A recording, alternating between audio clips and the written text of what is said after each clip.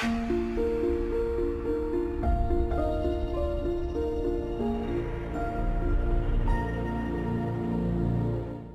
the last lecture, we talked about some of the back-and-forth fighting going on in Italy. Marcellus was able to take Salapia through treachery, and Hannibal was able to destroy another Roman army near Herdonia. By the way, Herdonia was one of the first towns to join Carthage after the disaster at Cannae. But now Hannibal could no longer trust the city, so he wiped it off the map. After that, Hannibal moved between Lucania and Apulia.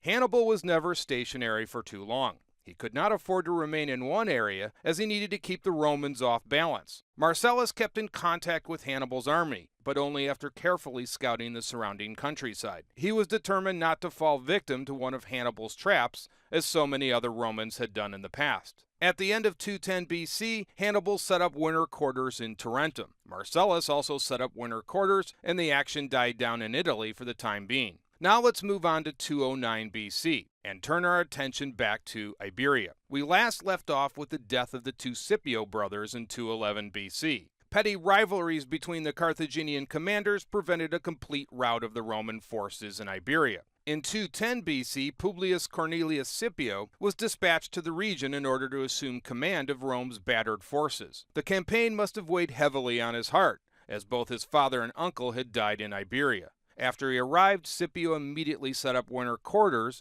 north of the Ebro River at Tarraco. He spent most of his energy reorganizing and drilling his army. In the early months of 209 BC, Scipio prepared to put his reinforced army into action. Scipio would go on the offensive with the bulk of his army south of the Ebro River, while Silanus was placed in charge of Roman territory north of the Ebro. As I mentioned before, the three Carthaginian armies were bitterly divided. As a result, they stationed their forces in different parts of Iberia. Had they combined their forces, the Carthaginians surely could have dealt with Scipio rather easily. Scipio's staff urged him to pick off one of these armies after news arrived that the Carthaginian forces were divided. But Scipio was concerned that an attack against one army would surely cause the other two armies to come to its aid.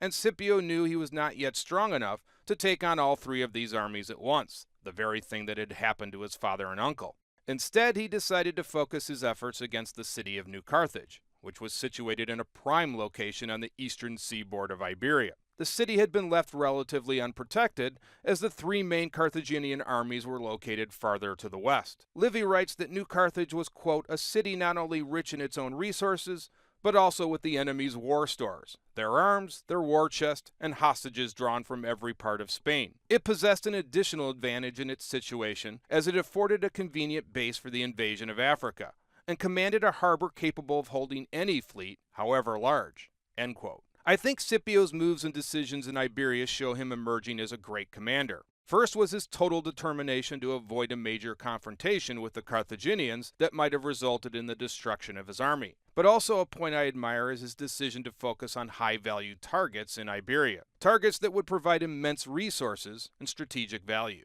And so Scipio ordered his legions to break camp. He then crossed the Ebro River with 25,000 infantry and 2,500 cavalry. After a 7-day march, Scipio's legions arrived just outside New Carthage. On cue, the Roman fleet arrived at the same time. Scipio established his camp just outside the city. He ordered the construction of a double rampart to prevent the camp from being taken by surprise. Next, he ordered the fleet to momentarily set up a blockade in the harbor. Because the city was effectively cut off from the outside world, no messages for reinforcements could be sent to any of the Carthaginian armies in Iberia. For all intents and purposes, the city's 3,000 defenders were on their own. Scipio placed his troops on high alert for possible counterattacks. He then addressed his army.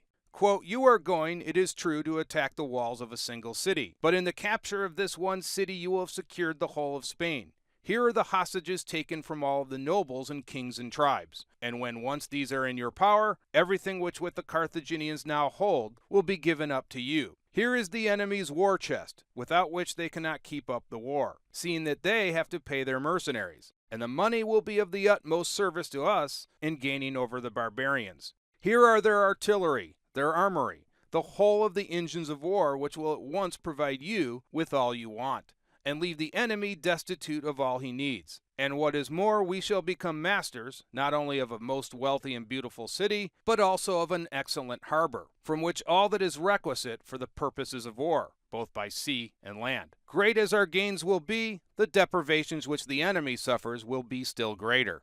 End quote. And with that, Scipio mobilized his army for an attack against the city. He also ordered the fleet to prepare for an assault as well. The Carthaginian commander on the spot soon realized an attack was coming from both land and sea. Therefore, he divided his forces accordingly. 2,000 men were posted at the main gate, and 500 soldiers were dispatched to the western gate, with another 500 placed at a high position near the wall. Then, in a surprise move, the gates were flung open, and the Carthaginians marched toward the Roman camp. The Romans, however, easily repulsed the Carthaginian attack. The Romans then launched their own attack against the main gate using scaling ladders. Simultaneously, the Roman fleet arrived and launched their attack from the south. Livy relates that the Carthaginians rained down heavy volleys of missiles against the attackers. Making matters worse for the Romans was the fact that many of their scaling ladders were not even long enough to reach the top of the wall. Finally, Scipio had seen enough and ordered his army back to camp. Despite the setback, Scipio remained undeterred. He learned through local fishermen that the northern wall was easily accessible during low tide. The water level would drop to such an extent that it could easily be traversed by foot. Scipio decided to create a special task force that would move north of the city. He also decided to launch a diversionary attack against the main gate in the hope that if enough defenders could be preoccupied with this assault, the task force movements in the north would go unnoticed. After the diversionary attacks commenced, Scipio marched his task force of 500 men to the northern side of the lagoon. As the low tide set in, the water level, as expected, became shallow enough for his party to safely walk across the lagoon. Not a single defender was posted on the northern edge of the wall, as the Carthaginians believed the city was sufficiently protected by the lagoon and swampy terrain. They could not have been more wrong, as the Romans soon scaled the walls and immediately marched to the main gate, where the bulk of the fighting was taking place. According to Livy, not a single Carthaginian was aware that the Romans had now slipped behind them, and so the Romans launched their attack from the rear. The attack came as a hideous shock to the Carthaginians, who quickly abandoned all of their positions. Shortly after that, the Romans captured all of the city's walls and gates. The Carthaginian commander could see that the situation was plainly hopeless, and quickly surrendered the citadel. Scipio then allowed his army to sack the city for plunder, but the Roman soldiers began to massacre all of the city's inhabitants. This continued until Scipio was able to gain control of the situation. All of the citizens lucky enough to survive the rampage were then forced to serve as rowers in the Roman galleys. The Iberian hostages, however, were treated with the utmost care. Livy relates that an enormous amount of war material was seized. Quote, 120 catapults of the largest size and 281 smaller ones, together with an immense number of scorpions of various caliber, as well as supplies and other arms. 73 military standards were also captured. A vast quantity of gold and silver was brought to the general, including 287 golden bowls, almost all of which were at least a pound in weight. 18,300 pounds of silver plate and coinage, the former comprising a large number of vessels. This was all weighed and counted and then made over to the quaestor, as were also 10,000 bushels of wheat and 270 pecks of barley. In the harbor, 63 transports were captured, some of them with their cargoes of corn and arms, as well as bronze, iron, sails, and other articles required for the fleet. Amidst such an enormous supply of military and naval stores, the actual city itself was regarded as the least important capture of all. End quote. It was a massive haul of equipment and supplies that could not easily be replaced by Carthage. Scipio left his naval commander Laelius in charge of the city. He then retired back to the camp with his legions. He gave his soldiers a well-deserved day of rest. He also wanted to crown the soldier who made it over the walls first. Two claimants came forward. A dispute broke out about who actually made it over the wall first. Scipio finally decided to present both men with a mural crown. He also presented the commander of the fleet, Laelius, with a golden crown and 30 oxen.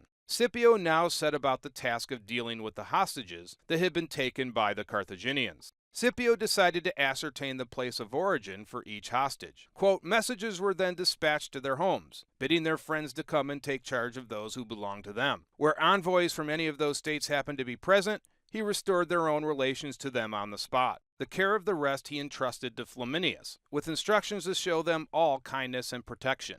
End quote. Scipio wanted to appear that the Romans were here as liberators, not conquerors. He knew that it would be impossible to defeat the Carthaginians in Iberia without the assistance from the native tribes. Livy also relates that a woman of unsurpassing beauty was brought before Scipio. He was informed that she was the fiancée of a young Celta-Iberian noble. Scipio summoned the young man and handed his bride back to him. He requested only that an alliance might be made between the Romans and his tribe. The young man not only accepted the offer, but also provided Scipio with 1,400 cavalry. A short time later, the young woman's parents arrived offering gold for her ransom. Scipio took the gold and offered it as his wedding present to the young couple. And so Scipio was presenting himself and the Romans as liberators. This was quite the contrast to the Carthaginians, who were apparently in the business of collecting hostages from the surrounding tribes in an effort to keep everyone loyal. After these events in New Carthage, Scipio dispatched a message to Rome informing the Senate of his great victory. He also left a sizable detachment in New Carthage and then headed back north to Tarraco with the rest of his army. The Carthaginian generals in Iberia attempted to hide the news that New Carthage had fallen to the Romans. When news of the disaster finally reached Carthage, the Carthaginian commanders in Iberia tried to minimize the importance of the city. But no amount of damage control could change the fact that the Romans now had established a major presence in Iberia. And making matters even worse, the Carthaginians lost access to several silver mines that were located in the vicinity of New Carthage. The mining industry was very critical to the overall war effort. So what can we take from all of this? Well, I think the petty rivalries between the Carthaginian commanders in Iberia and Sicily did unimaginable damage to Carthage's cause. Their dreadful mismanagement had allowed the Romans to escape north of the Ebro in 211. And now Scipio had been allowed to capture New Carthage without any intervention by the Carthaginian armies in Iberia. Rivalries were not an issue for the commander under Hannibal's supervision in Italy. They tended to follow his orders without question. But in areas outside of Hannibal's influence, especially in Iberia and Sicily, the Carthaginian commanders were constantly undermining each other.